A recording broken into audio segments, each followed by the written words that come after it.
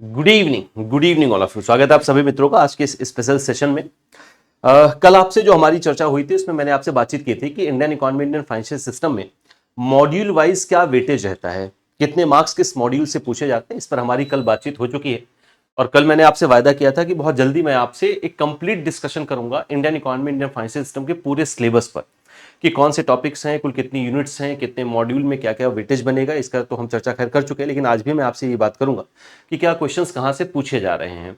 तो ये पूरी डिटेल आज आपके साथ डिस्कशन मेरा होना है। पहला ही पेपर आपका Indian economy, Indian financial system है। अगर आप टारगेट कर रहे हैं इस नवंबर 2025 के जेआईबी एग्जाम, या आप में से कोई डीबीएफ दे रहा है, क्योंकि सिलेबस सेम होता है, एग्जाम सेम होता है, बस नाम अलग है। डीबीएफ उनके लिए है जो नॉन मेंबर्स हैं, आईएबीएफ के जो मेंबर्स नहीं हैं, या यूं सामान्य भाषा में कहें जो बैंक में नहीं है, डीबीएफ वो देते हैं। और जो आईएबीएफ के मेंबर हैं जो बैंक में आ चुके हैं वो इसी एग्जाम को जेआईबी के नाम से देते हैं। तो मेंबर्स के लिए जेआईबी नाम से होता है। बाकी सेम सिलेबस है, सेम पेपर होता है, एक ही दिन वही एग्जामिनेशन आपको देना होता है। तो जिनका डीबीएफ है उनके लिए भी बहुत इंपॉर्टेंट सेशन है। तो आज हमारी पूरी बातचीत होगी कि कंप्लीट सिलेबस क्या है Indian economy, Indian financial system का, कौन सी यूनिट में क्या आपको टॉपिक मिलने वाले हैं, किस मॉड्यूल में कौन सी यूनिट में क्या टॉपिक आपको मिलेगा, ये सारी बात मैं आपसे करने वाला हूं। साथ साथ ये भी हम डिस्कशन करेंगे कि कितना समय हमें किसी मॉड्यूल को देना चाहिए, या कितने समय में किसी मॉड्यूल को हम ठीक से प्रिपेयर कर सकते हैं थ्योरी पढ़ के। क्लियर है? यहां पर जो सिलेबस डिस्कशन हो रहा है ये बिल्कुल वही सिलेबस है जो आपका आईएबीएफ आपको देता है। क्लियर है बाबू? इतनी बात, पहली बात आपको ये समझना है। दूसरी बात ये है कि एक चीज आपके इस एग्जामिनेशन में बहुत अच्छी है कि आईएबीएफ कोई भी क्वेश्चन आपके सिलेबस से बाहर नहीं पूछता है। यानी जो भी क्वेश्चन पूछे जाएंगे वो कंप्लीटली आपके सिलेबस से ही होंगे, आपको उसके बाहर खुद भी जाने की आवश्यकता नहीं पड़ेगी। अगर आप ऐसा करते हैं तो फिर आप अपना समय बचाएंगे। क्लियर है? तो सिलेबस के बाहर आपको कुछ भी पढ़ने की आवश्यकता नहीं है, स्ट्रिक्टली आप सिलेबस पर ही बने रहें।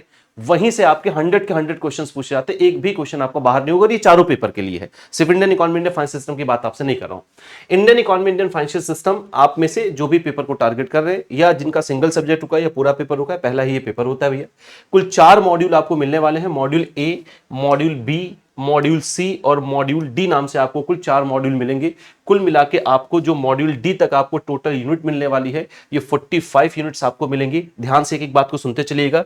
ये वही सिलेबस है जो आपका आईएबीएफ आपको देता है। अभी मैं आईएबीएफ की वेबसाइट पर भी आपको सिलेबस एक बार बता दूंगा, दिखा दूंगा, आप वहां से भी इसको पढ़ सकते हैं। अब एक एक करके बात करते हैं। मॉड्यूल ए और मॉड्यूल बी इंडियन इकोनॉमी से रिलेटेड है, यानी पहला और दूसरा मॉड्यूल इंडियन इकोनॉमी का है। मॉड्यूल सी और module D Indian financial system का है। इसीलिए जो टॉपिक है इंडियन फाइनेंशियल सिस्टम के, इसीलिए इस पूरे पेपर का नाम Indian economy, Indian financial system. एक एक करके बात करते हैं। सबसे पहले मॉड्यूल ए की बात करते हैं। मॉड्यूल ए के सारे टॉपिक किसके हैं भैया? इंडियन इकोनॉमी के, यानी यहां पर जो भी टॉपिक्स आपको मिलने वाले ये कवर करते हैं आपकी इकोनॉमी का पोर्शन। टॉपिक टफ है या इजी है, मॉडरेट है, क्या है, इसको देख लेते हैं। तो मैं इसे इजी की कैटेगरी में रखता हूं क्योंकि ये टॉपिक बहुत कठिन है और बड़ा बेसिक सा टॉपिक है। क्लियर है? आपको इसमें कुल 11 यूनिट मिलने वाली हैं। मॉड्यूल ए के अंतर्गत सारी की सारी इंडियन इकोनॉमी की है। एक एक करके बात करते हैं। ओवरव्यू ऑफ इंडियन इकोनॉमी में आपको इंडियन इकोनॉमी का एक ओवरव्यू दिया गया कि इकोनॉमी आजादी के पहले क्या क्या चीजें थी। बहुत सामान्य सा टॉपिक, छोटा सा टॉपिक है और पहले वाले से क्वेश्चन बनते भी बहुत कम है, लेकिन एक दो क्वेश्चन बन सकते हैं क्योंकि कुछ एक दो पॉइंट्स हैं इसमें बहुत इंपॉर्टेंट है। जैसे हिंदू ग्रोथ रेट क्या होता है, होम चार्जेस क्या होते हैं, ये कुछ इंपॉर्टेंट पॉइंट्स हैं। तो यहां से एक क्वेश्चन बनने की पॉसिबिलिटी रहती है।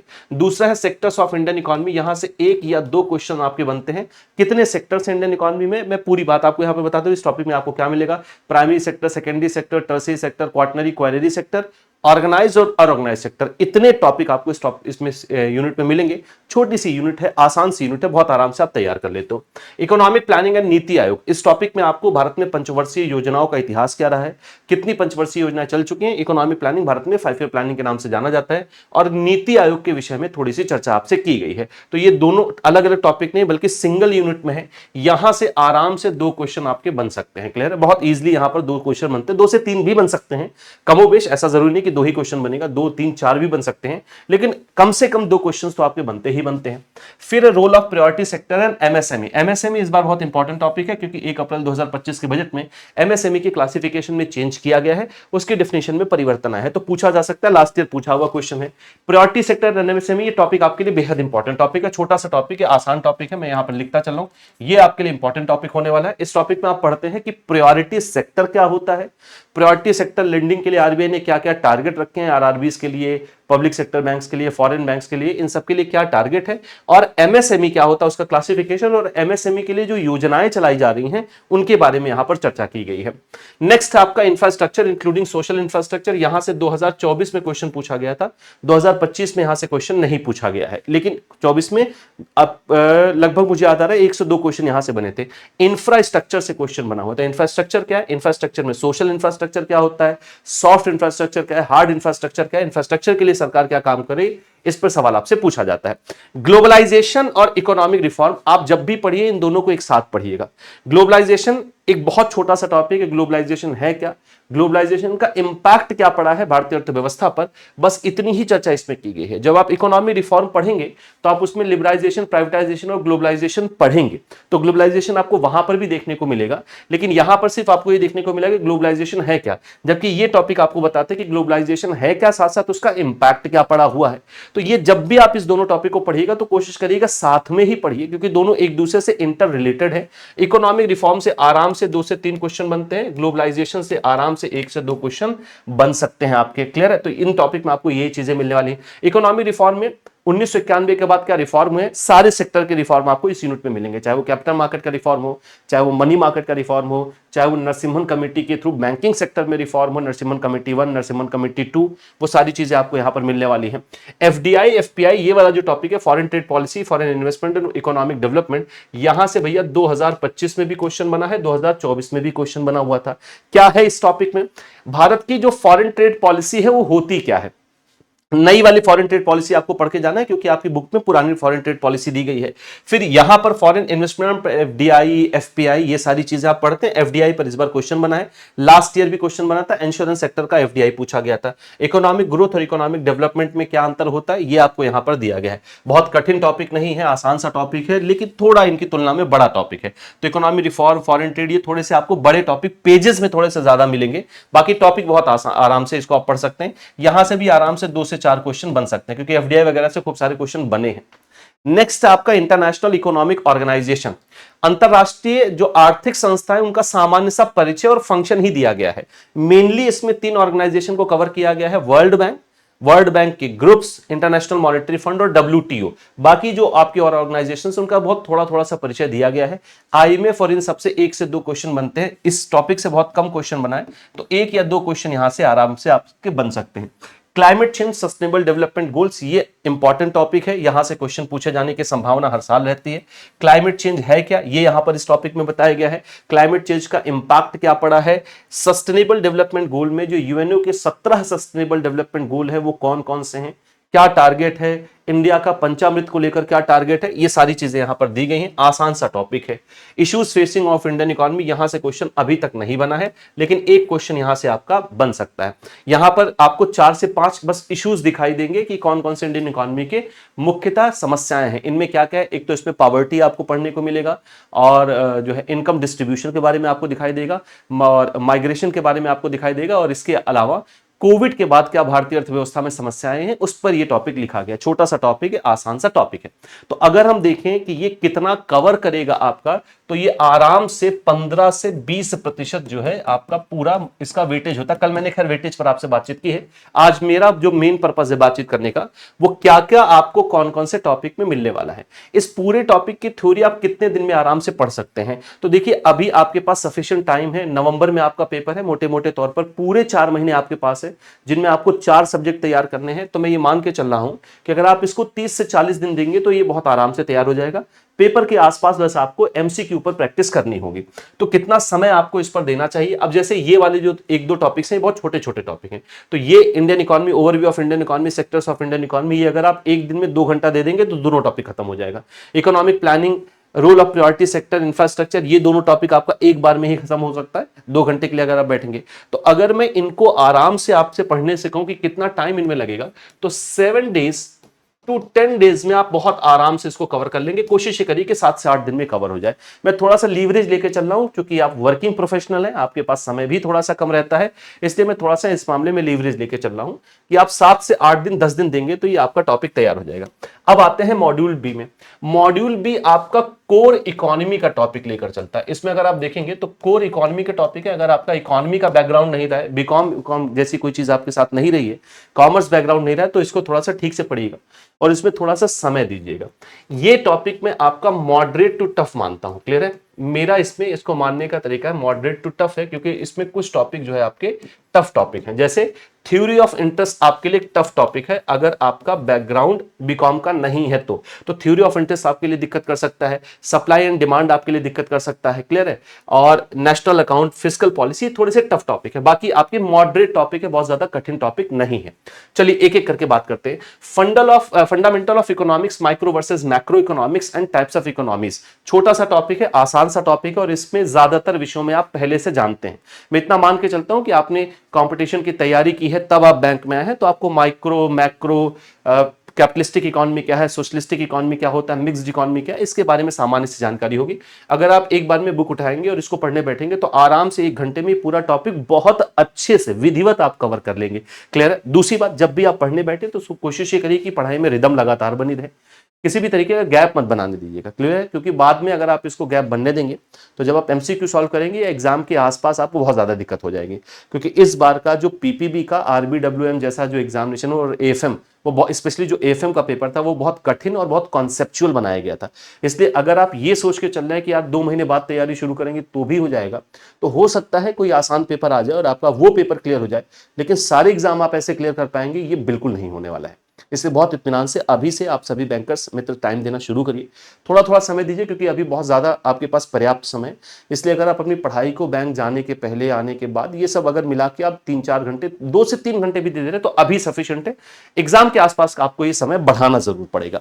अब आते क्या क्या टॉपिक इसमें मिलने वाला है आपको। सप्लाई एंड डिमांड में सप्लाई डिमांड क्या है, लॉ ऑफ डिमांड क्या है, और जो डिमांड कर्व है उसमें डिमांड शेड्यूल क्या होता है, डिमांड कर्व क्या होता है, डिमांड कर्व में क्या मूवमेंट आता है, movement along with the curve क्या होगा, शिफ्टिंग कैसे होती है डिमांड कर्व की, ये सारी बातें आपको दिखाई देंगी। साथ ही साथ सेम चीज आपको सप्लाई में भी पढ़ना होगा, क्लियर है। इसके अलावा यूटिलिटी, मार्जिनल यूटिलिटी, ये सब डिमिनिशिंग ऑफ मार्जिनल यूटिलिटी, ये कुछ रूल्स आपको डिमांड से संबंधित दिखाई देते हैं, क्लियर है बाबू इतनी बात। तो ये टॉपिक आपका, आपको इत्मीनान से इसमें थोड़ा 1-2 दिन का समय देना चाहिए। टॉपिक इंपॉर्टेंट है, 2025 में यहां से क्वेश्चन पूछा गया है। कितने क्वेश्चन इससे बन सकते हैं, तो आराम से 2 से 4 क्वेश्चन यहां से बनाए जा सकते हैं, क्लियर है। मनी सप्लाई एंड इन्फ्लेशन, इसमें इन्फ्लेशन से क्वेश्चन पूछा गया था, 2024 में भी क्वेश्चन पूछा गया है, 2025 में भी क्वेश्चन इससे पूछा गया है। टाइप्स ऑफ इन्फ्लेशन में तो इस बार सब पूछे गए हैं ना, और causes of inflation, demand pull, cost push, सब इसमें पूछा गया है। तो इन्फ्लेशन क्या है, कितने प्रकार का इन्फ्लेशन होता है, इन्फ्लेशन के कॉजेज क्या क्या है, ये आपको यहां पर देखने को मिलेगा। मनी सप्लाई बहुत छोटा सा टॉपिक है, लेकिन अगर आपका इकोनॉमी का बैकग्राउंड है तो इसके कुछ मुद्दे ऐसे जिनको आपको समझना इत्मीनान से पड़ेगा। जैसे मनी सप्लाई क्या होता है, मनी सप्लाई में एग्रीगेट क्या है, M1, M2, M3, M4 आपको यहां पर देखने को मिलेंगे। इसके साथ ही साथ मनी मल्टीप्लायर किसको कहते हैं, वेलोसिटी ऑफ मनी क्या होता है, ये सारे टॉपिक आपको यहां पर देखने को मिलेंगे। तो आराम से इसको पढ़ेंगे, हो जाएगा, बहुत कठिन टॉपिक नहीं है। यहां से भी आराम से 2 से 4 क्वेश्चन बन सकते हैं। तो 2 क्वेश्चन में इन्फ्लेशन पर मान के हमेशा चलता हूं, 2 क्वेश्चन तो मनी सप्लाई पर बन सकते हैं। यानी यहां पर अगर देखा जाए तो 2 से 4 क्वेश्चन बनने की पॉसिबिलिटी यहां पर भी है, क्लियर। थ्योरी ऑफ इंटरेस्ट आपका जितना भी टॉपिक है, मॉड्यूल ए से लेके मॉड्यूल डी तक जो 45 टॉपिक्स हैं, यूनिट्स हैं, उनमें सबसे टफ टॉपिक आपका थ्योरी ऑफ इंटरेस्ट। 2023 में तो क्वेश्चन नहीं बना, लेकिन 2024 वाले पेपर में, 2025 के भी जो मई में पेपर बीता, इन दोनों में क्वेश्चन पूछा गया था। यहां आराम से 2 क्वेश्चन बनते हैं, 2 से 3 भी बन सकते हैं, लेकिन बनते हैं। इस टॉपिक को आप इत्मीनान से कम 2 दिन दीजिएगा, क्योंकि टॉपिक वास्तव में आपको ठीक से पढ़ना पड़ेगा। तो क्लासिकल थ्योरी ऑफ इंटरेस्ट क्या है, और कीन्स की लिक्विडिटी प्रेफरेंस थ्योरी क्या है, ये सारी चीजें आपको यहां पर देखने को मिलेगी। हिग्स हैंसन सिंथेसिस आपको यहां पर देखने को मिलेगा। एक कोर इकोनॉमी, प्योर इकोनॉमी का टॉपिक है जो आपको यहां पर मिलता है। बिजनेस साइकिल बेहद छोटा टॉपिक है और बेहद आसान टॉपिक है, बेहद इंपॉर्टेंट टॉपिक है, तो इसे मैं इंपॉर्टेंट की कैटेगरी में रखता हूं। 2 से 3 क्वेश्चन आराम से यहां से बन सकते हैं। बिजनेस साइकिल होता क्या है, बिजनेस साइकिल के कितने फेज हैं, बिजनेस साइकिल के हर फेज का कैरेक्टरिस्टिक क्या है, ये आपको यहां पर पढ़ने को मिलेगा। बहुत छोटा सा टॉपिक है, अगर आप 1 घंटे पढ़ने बैठेंगे तो 1 घंटे में आराम से हो जाएगा। Monetary policy and fiscal policy, ये बड़ा टॉपिक है, इसमें आराम आराम से अगर आप 2-2 घंटे रोज पढ़ रहे हैं इस पर्टिकुलर सब्जेक्ट को, तो भी आपको कम से कम इसमें 2 दिन देना पड़ेगा, यानी 4 से 5 घंटे आपको देने पड़ेंगे। ये सच में अच्छा टॉपिक है, इंपॉर्टेंट टॉपिक है। यहां पर तो 4 से 5 क्वेश्चन आराम से बनाए जा सकते हैं। पूरी मॉनेटरी पॉलिसी के tool, open market operation, LTRO, TLTRO, SLTRO, fiscal policy, ये सब कुछ दिया गया है। National income account and GDP concept, यहां से 2025 में भैया एक क्वेश्चन बना है। पूरा national income, GDP, GNP, NNP, ये सारी बातें दी गई हैं। मेजरमेंट नेशनल इनकम का कैसे होता है, ये क्वेश्चन दिया गया है। 2 क्वेश्चन आराम से यहां से भी बन सकते हैं। यूनियन बजट में, यूनियन बजट की थ्योरी है, आप ये मत समझिए यहां पर आपको करंट बजट पढ़ना है कि 2025-26 का जो बजट आया हमें वो तैयार करना है, ऐसा बिल्कुल भी नहीं है। बजट बनता कैसे है, बजट में कितने प्रकार की इनकम होती है, कितने प्रकार के आपका एक्सपेंडिचर होता है, कितने प्रकार का डेफिसिट होता है, और FRBM एक्ट भी यहां पर आपको पढ़ने को मिलेगा। Fiscal responsibility and budget management act 2003 में एक एक्ट आया था, उसके बारे में यहां पर चर्चा की गई है, तो इसे आप जरूर पढ़ेंगे क्योंकि FRBM अधिनियम से और यूनियन बजट से क्वेश्चन इस बार पूछे गए हैं। तो 2025 में बाबू यहां से क्वेश्चन बना हुआ है। हम इसको मॉडरेट टू टफ के उसमें रखते हैं, कैटेगरी में रखते हैं। इसका भी वेटेज 15 से 20% का होता है भैया, कमोबेश थोड़ा बहुत कम ज्यादा हो सकता है, जरूर हो सकता है, लेकिन लगभग इतना वेटेज रखता है। 15 क्वेश्चन तो बहुत आराम से यहां से पूछे जाते हैं। टॉपिक मॉड्यूल ए की तुलना में यहां पर थोड़े से आपको ज्यादा कठिन मिलेंगे। इसमें आपको कितना दिन देना चाहिए, क्योंकि कुछ टॉपिक ऐसे ज्यादा कठिन है और थोड़े लंबे टॉपिक है, इसलिए इसमें आपको 10 से 12 दिन तो देना ही देना चाहिए, है ना। 10 to 12 डेज आपको देने की जरूरत यहां पर पड़ेगी। मतलब मोटे मोटे तौर पर अगर मैं आपसे कहूं तो 7 से 8 दिन वहां पर और 10 से 12 दिन यहां पर, यानी 20 दिन में आप मॉड्यूल ए और मॉड्यूल बी को ठीक ठाक तैयार कर सकते हैं। हम 1-2 दिन का लीवरेज और ले लेते हैं। अब आते हैं मॉड्यूल सी में। मॉड्यूल सी से आपका इंडियन फाइनेंशियल सिस्टम शुरू हो जाता है। अभी तक जो एग्जामिनेशन हुआ है, चाहे देखिए 2023 के पहले ये पेपर था नहीं आपके GIB एग्जाम में, 2023 में ये पेपर नया जुड़ा है, Indian economy, Indian financial system. तो 2023 के 2 पेपर, मई जून वाले और अक्टूबर नवंबर। 2024 में अगर मैं लूं मई जून और अक्टूबर नवंबर, और 2025 का भी जो मई का पेपर बीता है, अगर मैं ये 5 एग्जाम ले लूं तो इन पांचों ही एग्जामिनेशन में मॉड्यूल सी से जो क्वेश्चंस बने हैं वो बाकी तीनों मॉड्यूल की तुलना में थोड़े कम बने हैं। सबसे ज्यादा क्वेश्चन मॉड्यूल डी से है और मॉड्यूल ए और बी से लगभग बराबर क्वेश्चन है, 1-2 क्वेश्चन ऊपर नीचे होंगे, लगभग बराबर है। मॉड्यूल सी से थोड़े क्वेश्चंस कम बने हैं। मॉड्यूल सी को पहले कैसे टॉपिक की कैटेगरी में रखेंगे, तो इसे हम इजी टॉपिक की कैटेगरी में रखेंगे, या इजी टू मॉडरेट आप रख सकते हो। इजी ही है क्योंकि सारी थ्योरी है, इसमें कुछ भी ऐसा कॉन्सेप्चुअल बहुत ज्यादा नहीं है, सिर्फ थ्योरी इसमें दी गई है। तो इजी टॉपिक है, बहुत बड़ा टॉपिक, मतलब ऐसा कोई टफ टॉपिक नहीं है। क्लियर है। इसका जो वेटेज होता है ये 10% से लेकर 15% के आसपास इसका वेटेज हो सकता है। क्लियर, 10 से 15% के आसपास इसका वेटेज होता है, उन दोनों से थोड़ा कम वेटेज होता है। क्या क्या है इसमें, Indian financial system and overview. इसमें इंडियन इकोनॉमी का एक, मतलब फाइनेंशियल सिस्टम का एक ओवरव्यू दिया गया कि फाइनेंशियल सिस्टम होता क्या है, फाइनेंशियल सिस्टम के कंपोनेंट कौन कौन से हैं। तो एक क्वेश्चन यहां से बनेगा, इससे ज्यादा क्वेश्चन बनने की पॉसिबिलिटी थोड़ी कम है यहां पर। इंडियन बैंकिंग स्ट्रक्चर और बैंकिंग लॉज, ये थोड़े बड़े टॉपिक हैं। इन पर आपको अगर 2-2 घंटे आप पढ़े तो 1-2 दिन आपको देना पड़ेगा, 4 से 5 घंटे आपको देने पड़ेंगे इसमें। इंडियन बैंकिंग स्ट्रक्चर में भारत में जितने भी प्रकार के बैंक है, वो पब्लिक सेक्टर बैंक हो, प्राइवेट सेक्टर बैंक हो, वो फॉरेन बैंक्स हो, वो लोकल एरिया बैंक्स हो, कोऑपरेटिव बैंक्स हो, स्मॉल पेमेंट बैंक हो, स्मॉल फाइनेंस बैंक्स हो, इन सबके बारे में गाइडलाइंस दी गई हैं। चूंकि सारे बैंकों के बारे में चर्चा हुई है इसलिए टॉपिक थोड़ा सा बड़ा है, और आराम से, चूंकि सारे बैंक हैं यहां पर, इसलिए आराम से यहां पर 4 से 5 क्वेश्चन तो बनते हैं और बन सकते हैं। क्लियर है। इंडियन बैंकिंग लॉज में आपको दो बैंकिंग लॉज दिए गए, BR एक्ट 1949 और RBI एक्ट 1934। क्या है इसमें, इन दोनों ही अधिनियमों के जो इंपॉर्टेंट सेक्शंस हैं उनके बारे में बस यहां पर चर्चा की गई है। यहां से क्वेश्चन थोड़े कम बनते हैं, और टॉपिक भी ऐसा है जो लीगल लैंग्वेज में है, तो थोड़ा सा इसको इत्मीनान से आपको पढ़ना चाहिए, लेकिन आराम से यहां से 2 से 3 क्वेश्चन तो बन सकते हैं। ठीक है। अब आते हैं इसके बाद के जो टॉपिक है वो कंप्लीटली थ्योरेटिकल टॉपिक है। डेवलपमेंट फाइनेंशियल इंस्टीट्यूशंस में, भारत में जितने डेवलपमेंट फाइनेंशियल इंस्टीट्यूशंस हैं उनके बारे में एक सामान्य सा परिचय और उनका फंक्शन दिया गया है। जैसे नाबार्ड क्या करता है, एक्सिम क्या करता है, सिडबी क्या करता है, वो यहां पर आपको देखने को मिलेगा। 1 से 2 क्वेश्चन यहां बन सकते हैं, इससे ज्यादा नहीं। माइक्रो फाइनेंशियल इंस्टीट्यूशंस में क्या क्या टॉपिक आपको मिलेगा, माइक्रो फाइनेंस होता क्या है, माइक्रो फाइनेंशियल इंस्टीट्यूशंस कौन कौन से होते हैं, माइक्रो फाइनेंस इंस्ट्रूमेंट्स कौन कौन से होते हैं। इनके अलावा यहां पर आपको self help group, joint liability group, इनके बारे में बातें मिलेंगी। 1 से 2 क्वेश्चन आपको यहां से भी पूछे जा सकते हैं। कंप्लीट थ्योरेटिकल टॉपिक है। इन सारे में जो नॉन बैंकिंग फाइनेंशियल कंपनीज है ये थोड़ा इंपॉर्टेंट टॉपिक है। एनबीएफसी और एनबीएफसी से संबंधित गाइडलाइंस आपको यहां पर पढ़ने को मिलेगी। यहां आपसे 2 से 3 क्वेश्चंस पूछे जा सकते हैं, जैसे क्लासिफिकेशन वगैरह यहां पर दिया एनबीएफसी का, ये पूछा जा सकता है। अब जो आपका एक और बहुत इंपॉर्टेंट टॉपिक है वो है इंश्योरेंस। अब देखो बाबू, इंश्योरेंस से आप के नाम से आपको दो टॉपिक मिलेंगे, इंश्योरेंस कंपनीज, और मॉड्यूल डी में आपको मिलेगा इंश्योरेंस प्रोडक्ट के नाम से। यहां पर देखिए इंश्योरेंस प्रोडक्ट के नाम से आपको एक टॉपिक मिलेगा। तो इंश्योरेंस मिला के 2023 में जो क्वेश्चंस पूछे गए थे, इंश्योरेंस में 2023 में जो क्वेश्चंस पूछे गए थे बाबू, वो पूछे गए थे 10 से 15 क्वेश्चन इंश्योरेंस से अकेले मिला के, ना 10-12 क्वेश्चन तो थे ही। 2024 में भी इंश्योरेंस से खूब सारे क्वेश्चंस पूछे गए, 7-8 क्वेश्चन खूब पूछे गए, इस बार भी क्वेश्चंस पूछे गए थे। तो ये इंश्योरेंस कंपनीज आपके लिए इंपॉर्टेंट टॉपिक है। यहां वाले इस वाले यूनिट में इंश्योरेंस कंपनीज के बारे में दिया गया है, इंश्योरेंस क्या होता है, कितनी इंश्योरेंस कंपनीज भारत में काम करें, एलआईसी एक्ट के बारे में आपको यहां पर पढ़ने को मिलेगा, इंश्योरेंस डेंसिटी, पेनिट्रेशन, ये सारी बातें आपको देखने को मिलेंगी। इंडियन फाइनेंशियल सिस्टम में रेगुलेटर्स और उनका रोल क्या है, तो आरबीआई, सेबी, जो भी रेगुलेटर्स हैं भारत के अंदर, उनका क्या रोल है उसके बारे में यहां पर चर्चा की गई। एक या दो क्वेश्चन यहां से बनेगा। रिफॉर्म एंड डेवलपमेंट में ईज आपसे लास्ट ईयर पूछा गया था, यहां पर बैंकिंग सेक्टर में क्या डेवलपमेंट है, जैसे नैफिड आया, बैड बैंक आया, एनएआरसीएल वगैरह, यहां से 2 से 3 क्वेश्चन बन सकते हैं, 2 से 3 क्वेश्चन यहां पर बन सकते हैं। कितना समय आपको देना पड़ेगा इस टॉपिक को, अगर आप पढ़ेंगे, इस मॉड्यूल को पढ़ेंगे, तो इस मॉड्यूल में चूंकि टॉपिक थोड़े से बड़े बड़े टॉपिक हैं, इसलिए आपको इनको 8 से 10 दिन तो देना ही देना चाहिए ना, 8 to 10 डेज आपको देना ही देना चाहिए। मतलब मैं मोटे मोटे तौर पर मानूं, अगर मॉड्यूल ए, मॉड्यूल बी और मॉड्यूल सी अगर आप लेंगे तो आपका 30 डेज में ये तैयार हो जाएगा, 30 दिनों में आप ये तैयार कर लेंगे। अब आते हैं सबसे इंपॉर्टेंट मॉड्यूल की तरफ, और जो है कि मॉड्यूल डी। मॉड्यूल डी आपके सारे ही मॉड्यूल में सबसे इंपॉर्टेंट मॉड्यूल है, सबसे ज्यादा क्वेश्चन पूछे जाते हैं। सबसे ज्यादा क्वेश्चन पूछे जाने की वजह बस ये है कि इसमें टॉपिक एक तो इंपॉर्टेंट है, सारे topic important, Indian financial system से संबंधित सारे टॉपिक हैं। दूसरा, नंबर ऑफ टॉपिक बहुत हैं, तो जहां पर नंबर ऑफ टॉपिक ज्यादा है वहां पर अपने आप ज्यादा क्वेश्चन बनेंगे। अगर हर टॉपिक से 2-2 क्वेश्चन भी बनेंगे तो नंबर ऑफ टॉपिक ज्यादा है तो ज्यादा क्वेश्चन बनेंगे ही बनेंगे, इसलिए यहां से ज्यादा क्वेश्चन बनते हैं। ये जो आपका मॉड्यूल है, ये कैसा मॉड्यूल है, तो इसमें कुछ टॉपिक ऐसे हैं आपके जो मॉडरेट है, कुछ टफ है। तो इसको मैं टफ तो नहीं कहूंगा, लेकिन इसको मॉडरेट की कैटेगरी में रखा जा सकता है। कुछ बहुत आसान भी है, कुछ बहुत ज्यादा कठिन टॉपिक इस पर, तो मॉडरेट ही टॉपिक आपको मिलेंगे।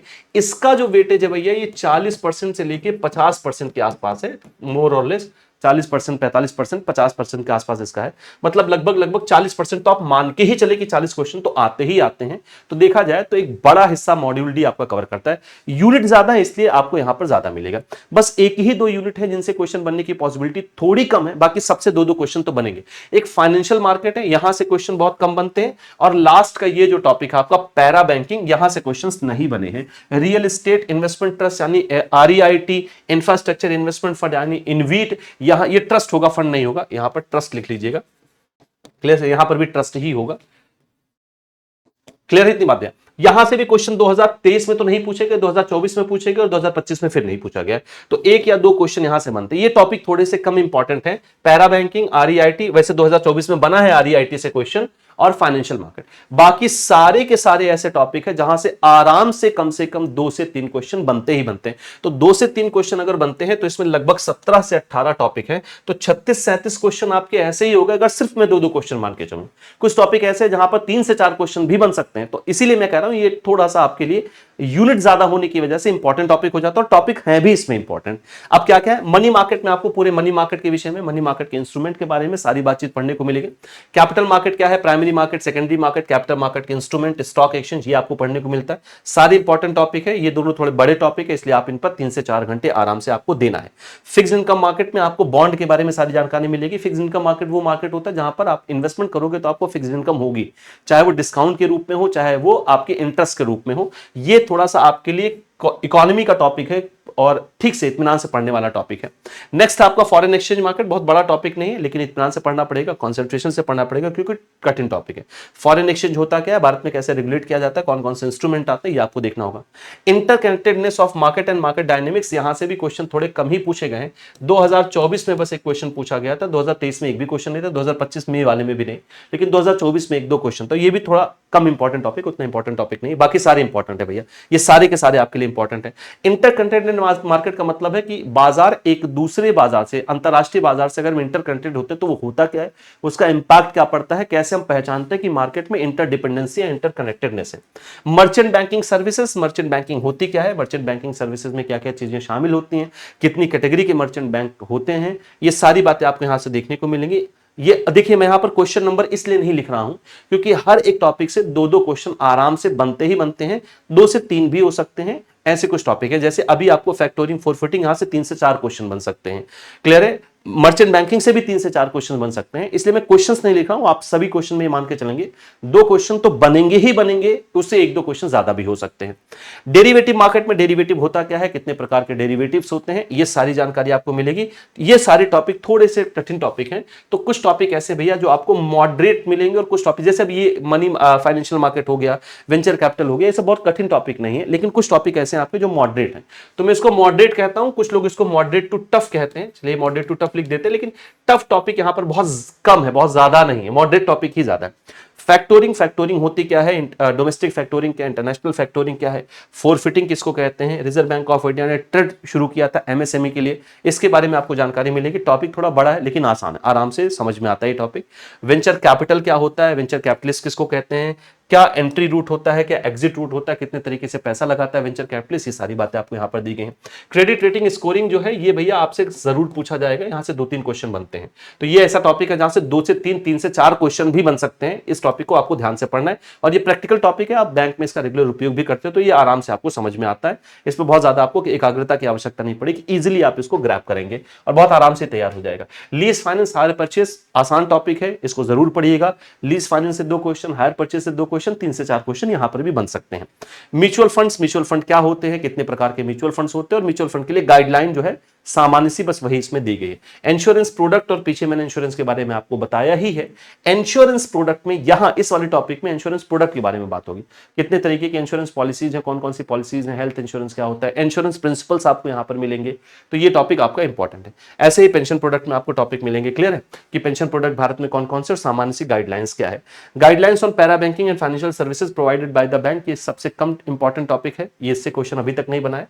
पैरा बैंकिंग एक्टिविटी बैंक कौन कौन सा कर सकता है और उसके लिए क्या गाइडलाइन है, ये आपको यहां पर देखने को मिलेगा। टॉपिक थोड़ा बड़ा है, सबसे अंत में यहां है ये टॉपिक, आपके सिलेबस में सबसे अंत में है, तो आपको सबसे अंत में ही इसको पढ़ना है, पहले ऊपर वाले सारे टॉपिक आप तैयार करेंगे।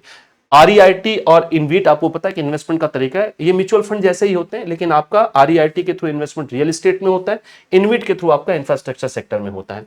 तो ये जो आपका टॉपिक है भैया, मैं यहां पर लिख दूं मॉडरेट टू टफ, आप इसको कह सकते हैं, 40 से 50% आपका ये बनाता है, ये क्वेश्चंस बनेंगे, और इसको आप आराम से 15 डेज टू 20 डेज का समय दीजिए भैया, है ना, क्योंकि ये टॉपिक थोड़ा सा बड़ा है, तो 1 महीने के आसपास आप वहां वो तैयार कर ले रहते हो, और 15 दिन अगर यहां पर मान के चले तो 45 डेज में आराम से आपका ये बहुत विधिवत तरीके से तैयार हो जाएगा, कोई दिक्कत आपको यहां पर नहीं होने वाली।